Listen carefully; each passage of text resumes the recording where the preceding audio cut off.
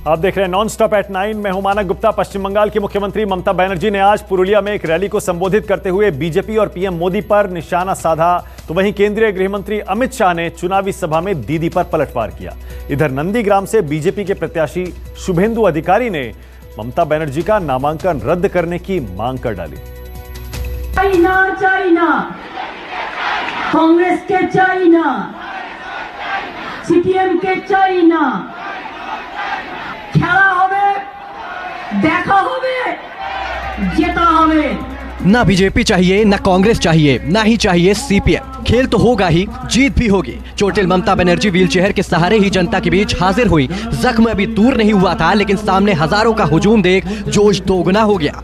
पुरुलिया के मंच से जुबान खुलते ही दीदी के निशाने पर आ गए पीएम मोदी। लोगों से पूछा कि क्या 15 लाख मिल गए। ये पूछा कि आखिर बीजेपी के पास इतने पैसे आए कहां से। আর বললো 15 লাখ টাকা করে দেবে। 15 লাখ টাকা করে আপনাদের দিয়েছে ইলেকশনের সময় কাউকে 500 টাকা দেয়, কাউকে 200 টাকা দেয় মিছিলে গেলে, কাউকে বলবে 5000 টাকা তোমার ব্যাংকে পাঠিয়ে দিচ্ছি। মনে রাখবেন, টাকা দিয়ে নিজের চরিত্র বিক্রি করবেন না, টাকা দিয়ে মনুষ্যত্ব বিক্রি হবে না। বিজেপি মাথায় রাখতে হবে, এত টাকা তুমি কোথা থেকে পেলে? আগে তো একটা বিড়ি দিনে 3 বার টানতে। केंद्रीय गृह मंत्री अमित शाह ने भी सोमवार को बंगाल के चुनावी रण में 3 सभाएं की। झारग्राम, बांकुड़ा और रानीबंध में जनसभा को संबोधित करते हुए शाह ने ममता बनर्जी की लगी चोट का जिक्र किया, तो साथ ही ये भी सवाल दागा कि टीएमसी की सरकार में बीजेपी के कार्यकर्ताओं की हत्या को लेकर उन्हें तकलीफ क्यों नहीं हुई।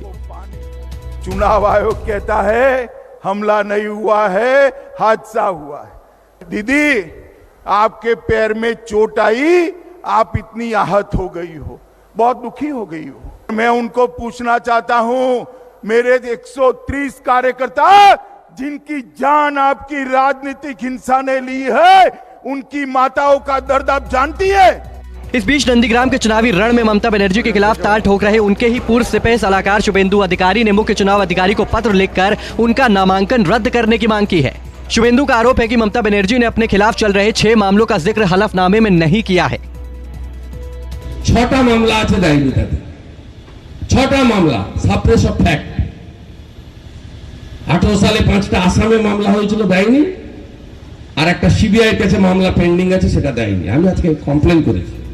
पश्चिम बंगाल में 27 मार्च को ही पहले चरण का मतदान होना है और जैसे जैसे ये तारीख नजदीक आ रही है, बंगाल का सियासी तापमान बढ़ता जा रहा है, क्योंकि ममता बनर्जी और उनके खिलाफ बीजेपी के उम्मीदवार बने शुभेंदु अधिकारी के भाग्य का फैसला पहले चरण में ही होना है। दिल्ली से अमित कुमार के साथ मनोज पांडे, कोलकाता, न्यूज 24। जय हिंद। बिहार विधानसभा में आज नेता प्रतिपक्ष तेजस्वी यादव ने सरकार के एक मंत्री की पात्रता पर सवाल उठाए, जिससे सदन में हंगामा हो गया। अरे यार, आप लोग गजब है, कैसे मंत्री आप लोग को बना। कहां बात गए आप? चलिए, जवाब आता नहीं। बिहार सरकार के मंत्री पर नेता प्रतिपक्ष तेजस्वी यादव की इस टिप्पणी से विधानसभा में तूफान खड़ा हो गया। सत्ता पक्ष के नेता आग बबूला हो गए। नेता प्रतिपक्ष पर मंत्रियों को अपमानित करने का आरोप लगाने लगे। नेता प्रतिपक्ष दरअसल गन्ना उद्योग से जुड़े मुद्दे पर अध्यक्ष की इजाजत से तेजस्वी यादव पूरक सवाल पूछना चाह रहे थे। इस दौरान सत्ता पक्ष की ओर से लगातार टोका टोकी हो रही थी। विधानसभा अध्यक्ष ने सत्ता पक्ष के साथ ही विपक्ष को कड़े शब्दों में चेताया कि वो आसन को निर्देश न दे। सवाल पूछने के दौरान हो रही टोका टाकी से तेजस्वी यादव इतने नाराज हो गए कि उन्होंने मंत्री प्रमोद कुमार की पात्रता पर ही सवाल उठा दिया।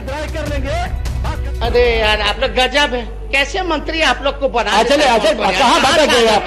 चलिए, जवाब आता नहीं। मंत्री की फजीहत कर तेजस्वी यादव अपने विधायकों के साथ सदन से बाहर निकल गए, लेकिन सत्ता पक्ष को तेजस्वी की ये बातें बर्दाश्त नहीं हुई। बीजेपी और जेडीयू सदस्यों ने जमकर हंगामा किया। उप मुख्यमंत्री तारकिशोर प्रसाद ने तेजस्वी यादव के बयान पर कड़ी आपत्ति जताई। ये गलत परंपरा है। ये हमारे मंत्रियों पर नकारात्मक टिप्पणियां की जाती है। सदन इस तरह से कैसे सदन चलेगा?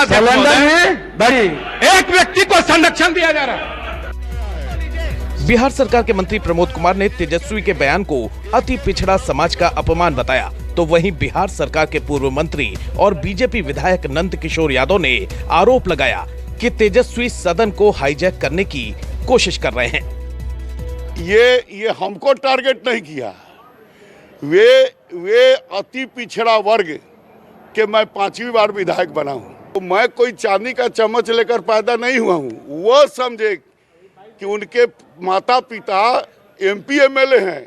अगर उनके माता पिता MP MLA ना होते तो इस सदन में भी नहीं बैठते। आज मैं सदन में देखता हूं कि माननीय नेता प्रतिपक्ष एक प्रकार से सदन को हाईजैक करने की कोशिश कर रहे हैं। और जो सामान्य परंपरा है, मंत्री अगर कोई जवाब देते हैं तो जवाब देने पर चाहे नेता प्रतिपक्ष हो या कोई भी हो, उसको बैठ जाना चाहिए। मंत्री का जवाब भी नहीं सुनते हैं। सत्ता पक्ष तेजस्वी यादव पर हमलावर हुआ, लेकिन आरजेडी नेताओं की टोली अपने नेता के बयान को जायज ठहराने की कोशिश करती रही। आरजेडी ने सवाल उठाया कि अगर नेता प्रतिपक्ष जनता की चिंता नहीं करेंगे तो फिर बोलेगा कौन। ये भाषा से ज्यादा भावना पर ध्यान देने की जरूरत है। भावना यह है कि सरकार बिल्कुल ही तैयार होकर नहीं आती और माकूल जवाब नहीं मिलता। जनता के सवाल हैं, कोई तेजस्वी प्रसाद यादव के सवाल नहीं है, और ये देश और राज्य हित का मामला है। इससे पहले शनिवार को भी शराब के गोरख धंधे का आरोप लगाते हुए विपक्ष ने भूमि एवं राजस्व मंत्री राम सूरत राय से इस्तीफा मांगा था। सदन में हंगामे के बाद विपक्षी विधायकों के साथ नेता प्रतिपक्ष तेजस्वी यादव ने राजभवन मार्च किया था। सौरभ कुमार, पटना, न्यूज़ 24।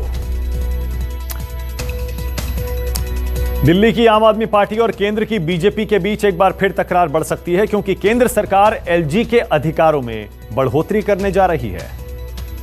इस बिल के लागू होने के बाद दिल्ली सरकार का मतलब होगा लेफ्टिनेंट गवर्नर। हाथ में कागज और चेहरे पर केंद्र सरकार के खिलाफ गुस्सा। दिल्ली के डिप्टी सीएम ने आरोप लगाया कि केंद्र सरकार एक ऐसा बिल लेकर आई है जिसके पास होने के बाद दिल्ली में चुनी हुई सरकार बेईमानी बन जाएगी। दिल्ली में मुकम्मल तौर पर LG राज स्थापित हो जाएगा। सिसोदिया ने इस बिल को असंवैधानिक और अलोकतांत्रिक भी बता डाला। दिल्ली में चुनी हुई सरकार का मतलब अब कुछ नहीं रह जाएगा। दिल्ली में सरकार का केवल एक मतलब होगा, लेफ्टिनेंट गवर्नर। ये बहुत ही खतरनाक अमेंडमेंट है। अगर चुनी हुई सरकार, चुने हुए मंत्रियों, चुने हुए मुख्यमंत्री के पास में कोई डिसीजन लेने की पावर ही नहीं है, और अगर सरकार का मतलब हो गया लेफ्टिनेंट गवर्नर, तो फिर ये मंत्री मुख्यमंत्री बनाते क्यों, ये विधानसभा बनाते क्यों, चुनाव कराते क्यों? सिसोदिया ने संविधान और 2018 के सुप्रीम कोर्ट की संविधान पीठ के फैसले का हवाला देकर इस बिल का विरोध किया, तो साथ ही ये आरोप लगाया कि बीजेपी चुनावी हार का बदला ले रही है। ये जो सुप्रीम कोर्ट का जजमेंट है, ये इसको उलट दे रहा है। यानी कि सुप्रीम कोर्ट को जजमेंट को उलटने का मतलब है कि ये कॉन्स्टिट्यूशन को उलट रहे हैं। कॉन्स्टिट्यूशन में लिखा हुआ है कि चुनी हुई सरकार के पास पावर होंगी 3 सब्जेक्ट को छोड़ के। ये कह रहे हैं कि चुनी हुई सरकार के पास में 3 सब्जेक्ट तो छोड़ दीजिए, किसी भी मामले में चुनी हुई सरकार सरकार ही नहीं होगी, लेफ्टिनेंट गवर्नर सरकार होंगे। और दूसरा कह रहे हैं कि मंत्रिमंडल को हर एक फाइल अपनी वहां पे भेजनी पड़ेगी LG के पास में। फिर ऐसे कैसे काम चलेगा? दरअसल संसद में केंद्र सरकार NCT एक्ट के तहत एक बिल लेकर आई है, जिससे दिल्ली में उपराज्यपाल की शक्ति में बढ़ोतरी हो जाएगी। LG के अधिकार के मुद्दे पर केजरीवाल और केंद्र सरकार के बीच पहले भी जंग हो चुकी है। हालांकि 2018 के सुप्रीम कोर्ट के फैसले के बाद ये जंग थम सी गई थी, लेकिन ताजा बिल से एक बार फिर दोनों पक्षों के बीच का टकराव बढ़ता दिख रहा है। विनय सिंह, दिल्ली, न्यूज़ 24। कृषि कानूनों के खिलाफ जारी आंदोलन के बीच मेघालय के राज्यपाल सत्यपाल मलिक ने बड़ा बयान दिया है। मलिक ने कहा, अगर केंद्र सरकार न्यूनतम समर्थन मूल्य की गारंटी देने को राजी हो जाए तो वो किसान मान जाएंगे। खंजर पे कोई छींक, ना कपड़ों पे कोई दाग, तू कत्ल करे है कि करामात करे। ये बहुत शोर भी मचाया गया कि हमने दूसरी जगह कहीं भी जाके बेच सकते हुए, तो 15 साल पहले का कानून है। लेकिन उसके बावजूद भी मथुरा का किसान जब गेहूं लेके पलवल आता है तो उस पर लाठीचार्ज हो जाता है।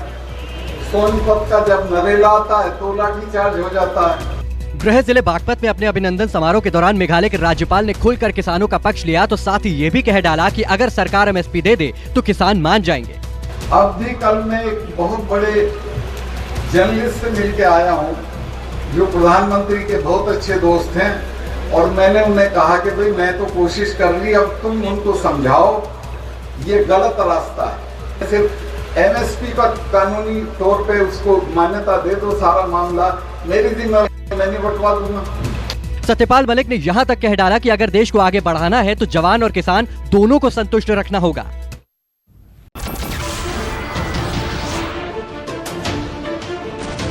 नमस्कार, मैं हूं मानक गुप्ता।